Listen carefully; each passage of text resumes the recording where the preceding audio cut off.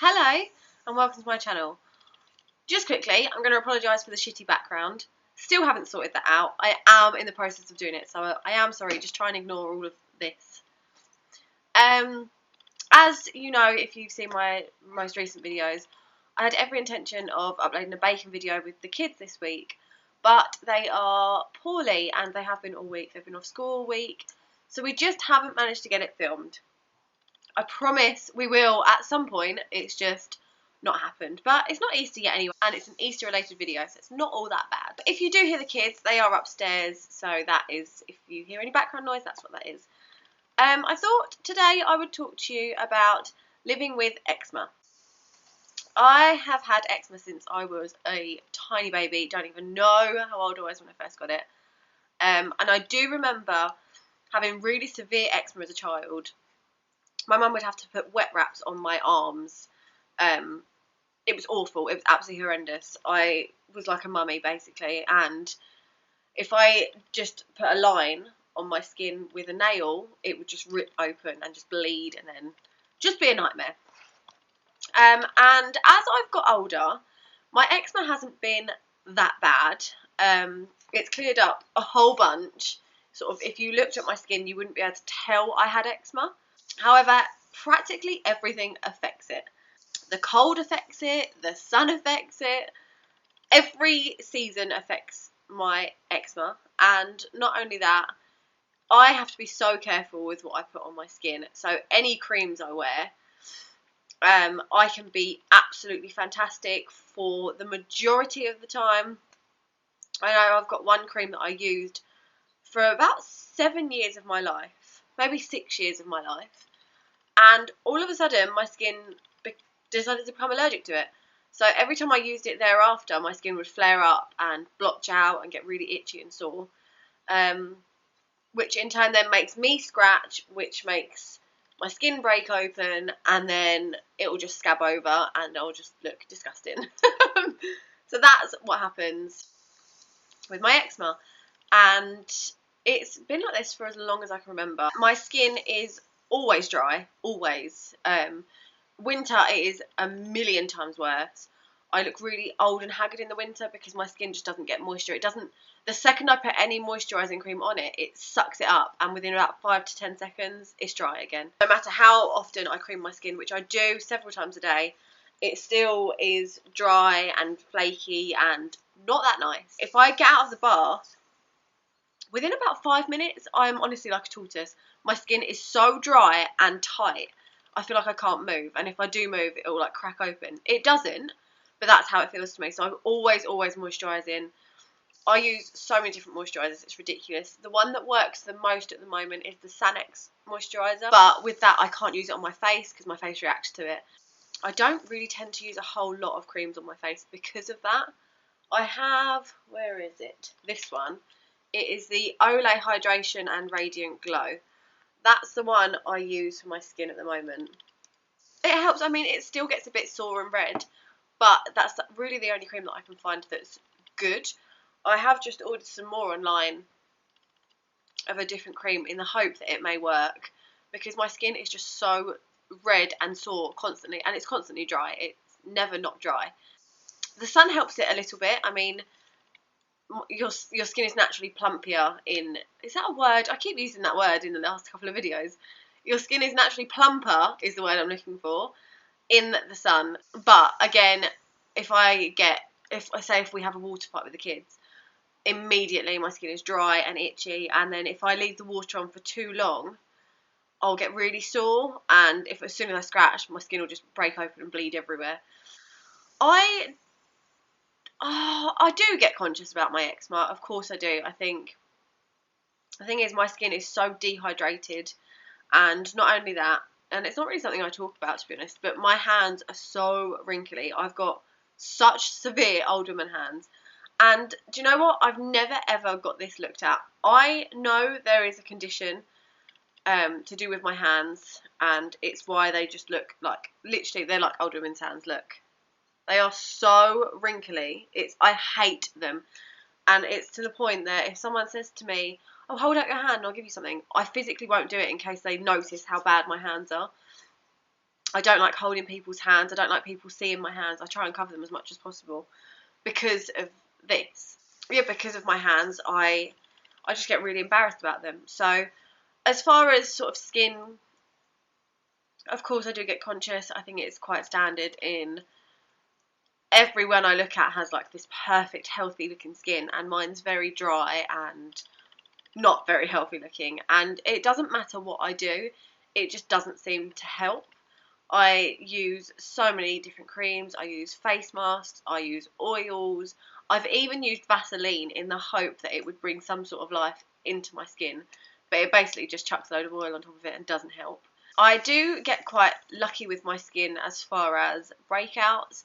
I get breakouts very, very rarely. If I do, it's usually like one or two really big spots, and then that's it. They'll disappear eventually. So I did get really lucky on that side of things. But it's everything else. I remember when I was a lot younger, I didn't get my legs out, I think, for about 4 years. No one saw my legs. I was so embarrassed about my legs. I physically hated my legs. If anyone said, "Oh, come in the swimming pool," I'd be like, "Oh, no, I'm fine, thanks." Because my legs were so severely dry and so covered in eczema and red and sore. I was so embarrassed and did not want anyone to see them. And I'm less like that now. I don't really care what people think of me now. I think that's just a sign of getting older. You sort of give less of a shit, basically, about what people are going to say about your eczema. You kind of just get on with it. But I remember Liam used to have quite severe eczema when he was younger. And he still gets it now. If he goes in the swimming pool for too long and doesn't dry in the creases of his legs or his arms, it'll flare up. He's got very much similar skin to me. He gets dry skin, etc. But I remember when he was a lot younger and we went to Disneyland Paris. Sean was a year old, so Liam must have been just 3. Liam must have been nearly 4, and he had really bad eczema on the backs of his legs. And you know, kids, like, they stand up on the railings, they want to look at the rides and whatever else. And we were lifting him up, and this whole group of people were like staring at his skin, going, "Oh my god, what a terrible mum! How can she let her son have skin like that?" Because it was all scabbed and then bleeding and then like pussy and sore. And I remember being so upset and thinking that's what people used to look at me like. I remember my nickname in school was Scabby because people had never really seen dry skin, and I guess kids are cruel. Which is what prompted me to never get my legs out, was the bullying about my legs. I remember feeling really upset at Disneyland because of this, and it took me a good couple of days to really think, do you know what? They are grown adults. How dare they, number one, question my parenting, and number two, make my son feel as if he was completely different and disgusting. I was so angry. A few days later, I stew on things and I think about it, and I was fuming the fact that grown adults would do that about my son. We didn't see them again, obviously, and that was that. But I vowed then to never ever let anyone else make me or my children feel like that. Luckily, Sean doesn't have any eczema, and Liam's is very, very mild. It'll sort of flare up mainly summer, but otherwise he's really, really fine with it. So after that, I stopped caring. I still get funny about my hands. I think that's just, excuse me, that's something I've been funny with all of my life. I don't even know what it's called. I don't think there's anything that can be done at all. I remember when I met Sam, sort of, I said to him, like, this is me. I told him a few things about myself and said, "Oh, by the way, my hands are really disgusting. I'm really embarrassed about them." And he was like, "What is wrong with you? There's nothing to be embarrassed about." And I was like, "Yeah, I know, but they're really wrinkly." And he's like, "Honestly, they're hands." And he's never ever once sort of made me feel bad or made, I don't know, he's never once said any nasty comments towards my appearance or my skin or my asthma. Or there were so many things that I was worried about when I met him, and I mean, we're still together nearly 8 years on, so we're clearly fine. But yeah, living with asthma or living with eczema is hard. I mean, skin doesn't always react great to creams. You've got to be so careful with what you put on your skin. So I'm 27 in April, and all of my friends that are 27, 28, 29, nearly 30 don't have wrinkles, or they have like this perfect skin, and I don't. My skin is so dehydrated, it literally looks like someone needs to inject so much moisture in it to plump it out a bit and make it look healthier. I don't think the winter helps either, but I do feel conscious, and it is the world we live in when you see all of these actors and actresses that are in their 50s with the perfect skin with no wrinkles and beautiful lips and perfect bodies. And I try to stay away from media because of that, because I just think everything is faked. Everything. You can't. Everything's Photoshop these days. I could quite easily take a picture of myself and go and Photoshop it and add loads of filters and whatever else, if I knew how to do that, which I don't. But I could quite easily do that, but it is the world we live in. It's really difficult to look at yourself and see something perfect when what is perceived as perfect isn't real. But that is pretty much that when it comes to eczema. It's sore, it's not much fun. I mean, I'm so truly lucky that it's nowhere near as bad as it was when I was younger, because I literally was wrapped up like a mummy. As I said earlier, I was head to toe, wet wraps all over to try and soothe my skin. And my mum said that, I mean, I remember it on the backs of my legs and this part of my arm in a bit. I used to get it so bad that it would just physically weep constantly. It didn't matter what I do. And the worst thing is, I don't like scabs. I can't stand a scab because I have to pick it.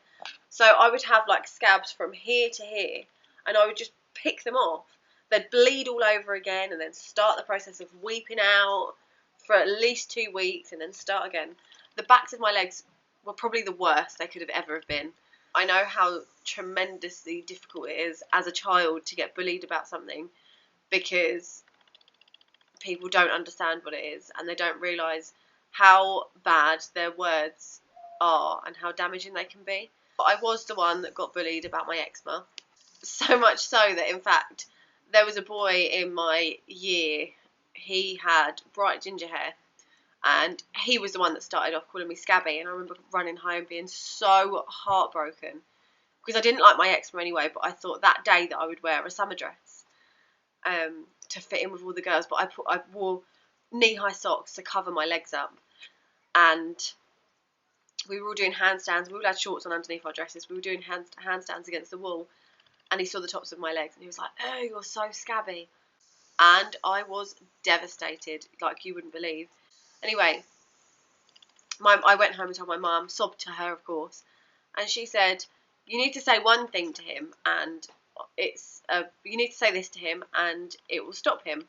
And I was like, "There's nothing that's going to stop him. He's really nasty." And she told me to say this, and it's stuck with me ever since. Ginger Nut fell in the cup and frightened all the fishies. The fishes come up and gobbled him up, and that was the end of Ginger Nut.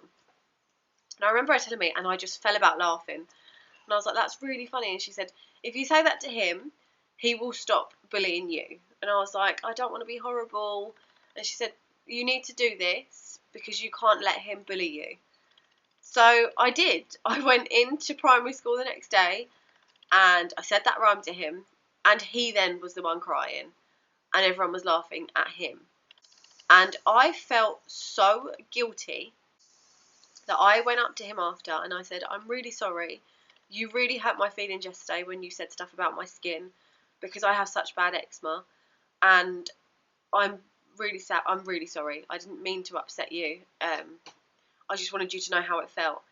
And he then said that he was sorry. He was really conscious about his ginger hair, and he just wanted the focus to be off of him. So he pushed it onto me. And since that day, he never bullied me again. I never ever got bullied again because of that. And when you do get bullied by someone, it's very much a focus on what their feelings are and how they feel inside. If someone's bullying you, it's because they're so self-conscious about themselves, they don't want people to look at them, or they want someone to laugh at what they're saying as opposed to laugh at them. So don't ever take to heart what someone says if you're being bullied.